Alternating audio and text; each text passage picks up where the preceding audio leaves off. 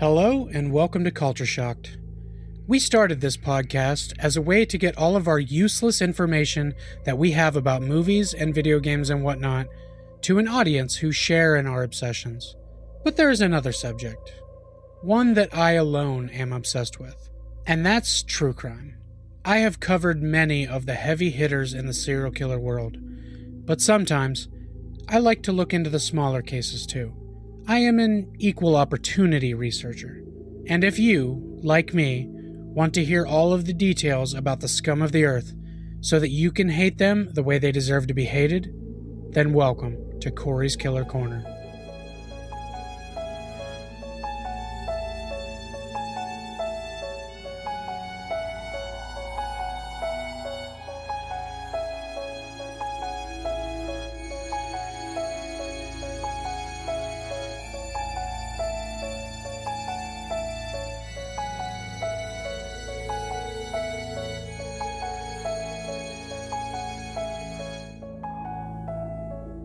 With Scream 7 being out now, it only felt right to do an episode on two of the biggest pieces of shit to ever walk this earth. Their names are Brian Lee Draper and Tori Michael Adamczyk. Two wastes of life that took a love for horror movies and the macabre and turned it into a truly horrifying night for one young girl in 2006.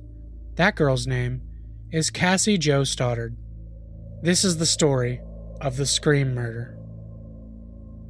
Cassie was known in her school as not an overly achieving student or an underachieving student. She just kind of sat in the middle, but she was loved by many, had many friends, and accepted pretty much anyone who would talk to her. She was what we need more of in this world. But little did she know that two boys who call themselves her friends would find out that she was going to be alone one Friday night, and they would take her life away and hurt so many people around her.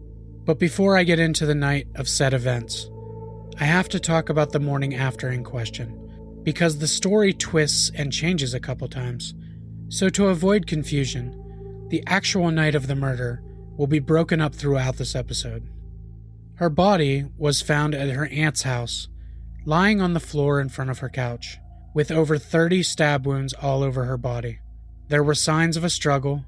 There were things knocked around all over the room and around the table and couch area. She had a broken pinky and slashes on her hands to indicate that she had fought back, but there were absolutely no signs of forced entry anywhere. This had investigators stumped, and the scene was so brutal, so they got right to it. They started their investigation by asking friends and family members who might have been with her the night before. All signs seemed to point back to her boyfriend, Matt Beckham. So obviously, like in any case like this, the boyfriend was the first place they went. He was pulled into a room and questioned with his mother present. And that's when Matt told them the story from his point of view. It was your typical teenage night. Cassie and Matt were staying at Cassie's aunt's house, just house sitting, so they invited over a couple of Matt's friends, Brian and Tori. Matt said they all hung out, went down to the basement, messed around with some workout equipment, had a few popsicles, and watched a couple movies. Normal teenage stuff, we all did it. Around 9:30 p.m. that night, Brian and Tori told them they were on their way to see a movie at a local theater. The movie was Pulse. So after they left, Cassie and Matt just kept hanging out, when all of a sudden, the lights went out. It freaked them both out, as it would any of us, and they could hear noises in the basement, but both of them were too scared to go and look, so they just stayed upstairs and waited. Matt called his mother to ask if he could stay the night because Cassie was afraid, but his mom obviously didn't think it was a good idea to let her 16-year-old son stay at a home alone with his girlfriend. So she, like any mother, told him she would be there soon and to be ready when she got there. She did offer Cassie to come home with them, but Cassie was insistent to stay because she had to let the dogs out in the morning. Unfortunately for Cassie, that would be the last decision she ever got to make. While Matt was telling the story to police, he mentioned that Tori was using a knife to cut open the popsicles. They had not previously found a knife that was even dirty in the house, so this was news to them. Matt's mother could sense this clearly in the room, got overwhelmed, and told the cops this interview is over, that they had to go home and figure some things out. Matt, his mother, and his father showed up later that night to continue the story. They also agreed to take a polygraph test, with the condition that it could not be admissible in court. For anybody who doesn't know, polygraph tests are not 100% accurate. You can fail them if you're innocent, and you can pass them if you're guilty. It's more of a guideline for the investigators on whether or not they should continue to pursue somebody as a suspect. So they agreed, and Matt took the polygraph test. He passed it with 100% honesty. At that point, they pretty much ruled him out as a suspect. But he did mention these two other kids, who mysteriously happened to leave just a short while before the murder would have taken place. So now their next step was clear. They had to go back to talk to Brian Draper and Tori Adamczyk.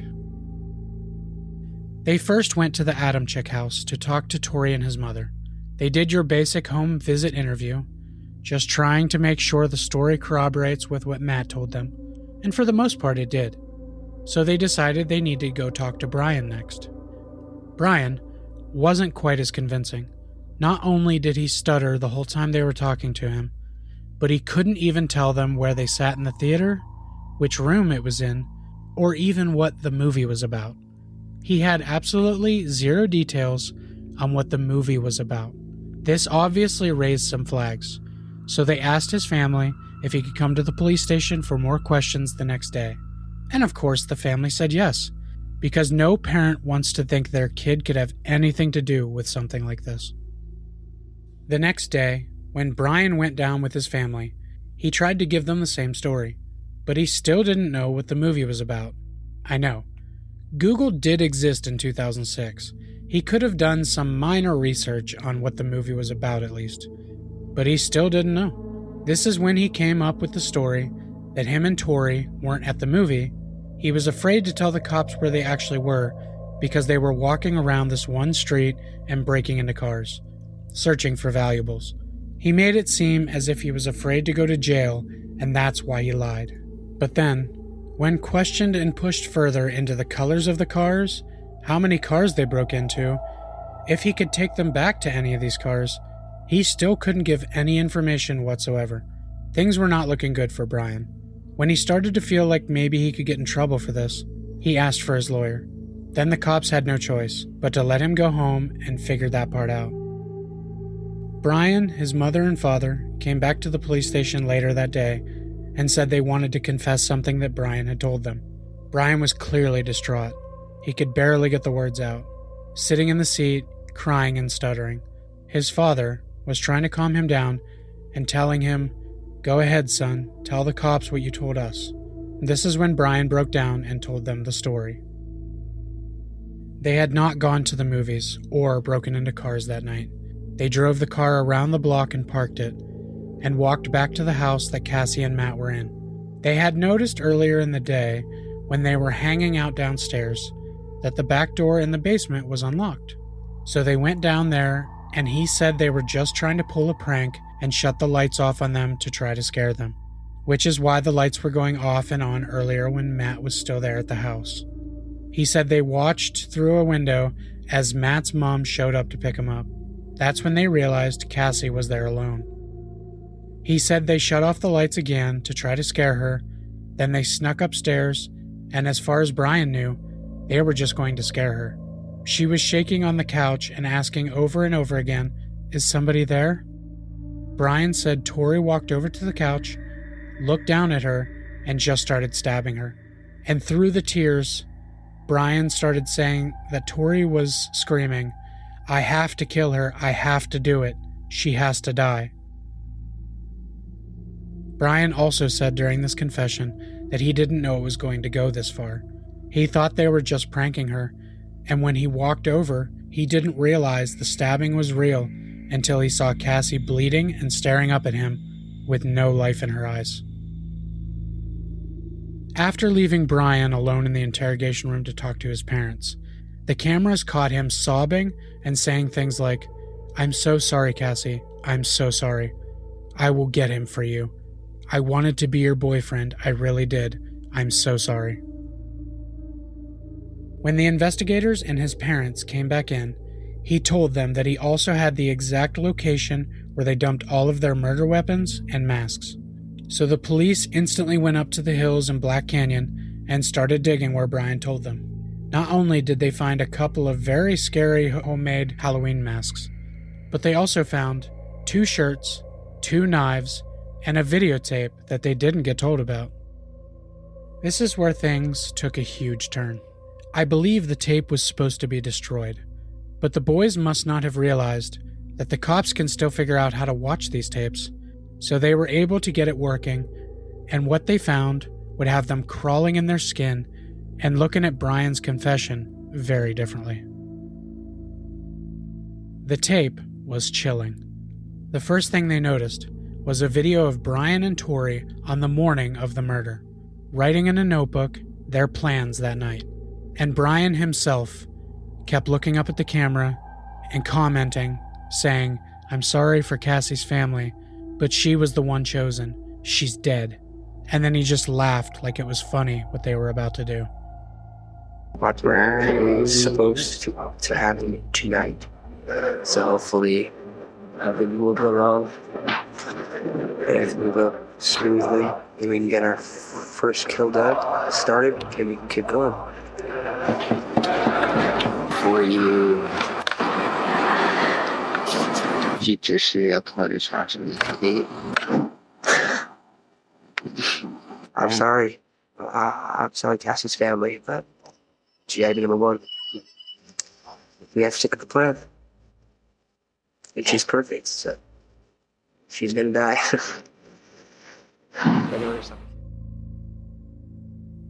It then cut to the night of the murder, right before they showed up at the house. They were talking about how she was gonna die, how they were gonna do it, and that it even made them feel horny. The video then cuts out right before they show up at the house. But then, the video comes right back, and it's after the murder took place. There should be no law against killing people. I know it's a wrong thing, but hell, you restrict somebody from it, they're gonna want it more. We found our victim, and sad as it may be, she's our friend. But you know what? We all have to make sacrifices. Our first victim is going to be Cassie Stoddard. She's going to be alone in a big, dark house out in the middle of nowhere. How perfect can you get? I mean, like, holy shit, dude. I'm horny just thinking about it. Hell yeah. Time is 9:50, September 22nd, 2006. We know there's lots of doors. There's lots of places to hide. I locked the back doors. It's all unlocked. Now we just gotta wait. I just killed Cassie. We just left her house. This is not a fucking joke. I'm shaking. I stabbed her in the throat and I saw her lifeless body just disappear. Dude, I just killed Cassie. Oh, fuck. That felt like fucking real. I mean, it went by so fast. Shut the fuck up. We gotta get our act straight. Okay. So as you probably figured out, Brian is just a very good liar. He really conveyed emotion that he felt bad and remorseful for what him and Tori did. But as it turns out, he was just as into it and never even thought twice about it. They decided to take this poor girl's life just to live out some fantasy of a horror movie. The videotapes also included many different nights of them stalking other girls at their homes and talking about murder and why they wanted to kill these girls. But they never got the right moment with any of them. So it turns out they had been planning to kill other ones too, but never got the chance. These girls, after everything was done, were also told by the investigators that they were on a list and watched before Cassie was ever even killed. I can't even imagine being told something like that and knowing you were watched and possibly a target by these two unassuming guys that you go to school with. And we're going over to Nixon's house. We're gonna go snoop around over there and try to see if she's home alone or not. And if she's home alone, splat! She did. Don't put your humor into this, Brian. I'm not putting any humor into it. Dixon's house. It's clear out there in the pasture. We've already snooped around her house a couple times. She's not home, so We're gonna go to the church over there, and we're gonna call a girl and a guy named Cassie and Matt. They're our friends, but we have to make sacrifices. So, I feel tonight it is the night, and I feel really weird. Inside my stomach and stuff, and I feel like I want to kill somebody.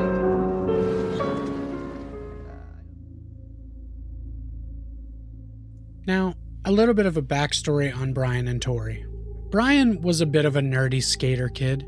He was known to do things for shock value with his friends, which, looking at the story for what it is now, that's glaringly obvious. But so many of us are exactly like that. Some of us just do things for attention. It's just in the nature of some humans to be like that. So that's not really a crazy detail about his personality on the surface. But given what he did eventually, it does make sense. Before Tori moved into the town of Pocatello, Idaho, which is where this takes place, Brian had all kinds of friends. They were constantly doing things together and having fun. His parents said that he never even actually watched those kinds of movies until Tori came into his life, which happened very fast. After Tori started being in the picture, it's like Brian forgot all of his other friends and focused most of his attention on Tori and Tori alone. It was concerning to his parents. But as a parent, you can't really tell your kids who to be friends with. That usually just pushes them more towards that person. So, they probably thought Brian was intelligent enough to make his own decisions, and eventually, maybe decide that Tori was bad for him. That unfortunately did not happen.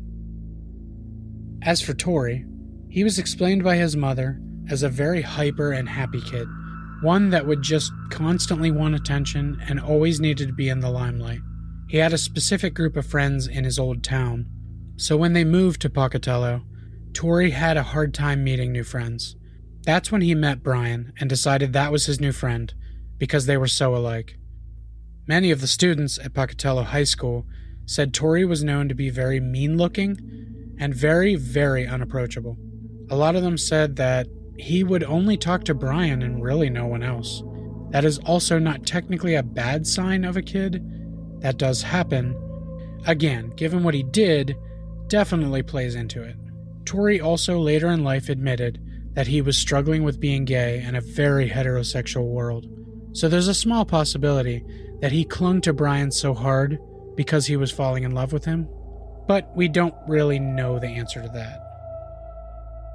They were both obsessed with horror movies and filmed themselves in their own shot horror movies. They particularly loved slasher movies. They were infatuated with all kinds of them, but the Scream movies seemed to be near the top of their list. This was the movie that they based the murder off of. Cassie was their Sidney Prescott. They just couldn't separate the fantasy from reality, and eventually they acted out their fantasy. It was at this time that the cops were very confident arresting both of these boys. They were going to spend as much time as possible in prison, because if you murder, it's an automatic adult sentence for this situation, so they were both going to be tried as adults. At the beginning of this trial, before it had even started, Brian's public defender looked through all of the evidence, watched all of the videos, and wasn't 100% convinced that Brian actually knew that this was happening. There was quite a bit of speculation that maybe Tori was the mastermind behind all of it, but just at that moment, Tori's lawyers said the exact same thing about Brian. This made them decide that they had to be tried separately. So each defense had the exact same story. They were trying the exact same tactic. They were just trying to blame the other kid by saying their client thought it was a prank and it went too far. In the Brian side of things, the defense was that he was just a simple bystander of the murder, that he was present and involved, but did not actually kill her himself. But in the Tori defense, they were trying to say that Brian did everything, that Tori had nothing to do with it, and that Brian brought everything to the murder scene and committed the murder himself. Two very different defenses, but two very similar defenses, mostly just accusing the other of doing everything. Neither side was taking any ownership of having anything to do with the actual murder. To be fair, everything they found when they dug up the evidence had Brian's DNA on it, which was two very different kinds of knives, 2 shirts, 2 masks, and the videotapes. But only 1 mask and 1 shirt had Tori's DNA on it, so that is pretty damning towards Brian. Part of Brian's interrogation, the second time they asked him what the color of the knife was, he said it was brown with silver on top. And when forensics did the autopsy, they figured out that every stab wound, or most stab wounds, came from that exact knife. And Cassie's DNA was only found on the knife Brian was said to have had. Also, the only clothing or mask that had Cassie's DNA on it was Brian's. There was none on Tori's. They decided to dig a little deeper into Brian's life. They found multiple essays on his computer at home talking about how he had been picked on for the last 5 years and his life was hell. How he planned on doing a Columbine-like shooting at Pocatello High School, his own high school. At the end of the trial, both juries saw it the same way. These boys were guilty of murdering in the first degree. There was no more guilty than the other.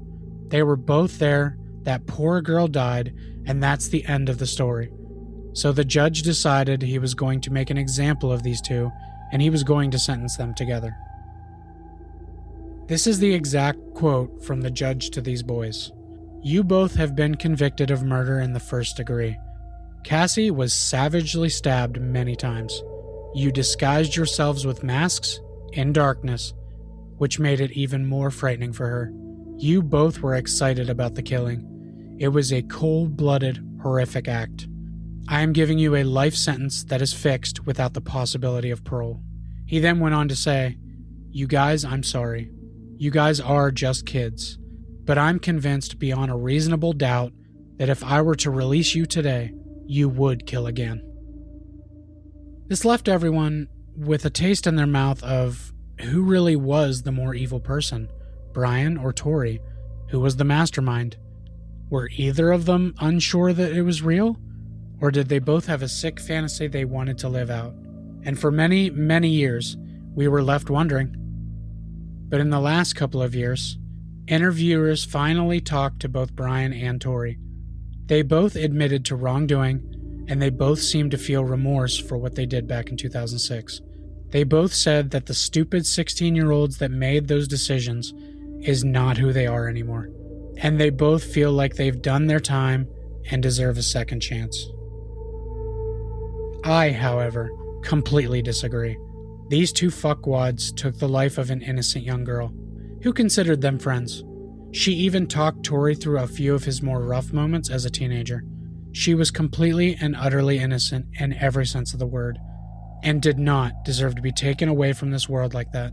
Those two pieces of good-for-nothing trash are exactly where they belong, and I hope they stay that way until they die. They say they've done their time, but Cassie can't decide to just come back to the world. So why should they ever get the chance to? That's going to do it for this Corey's Killer Corner.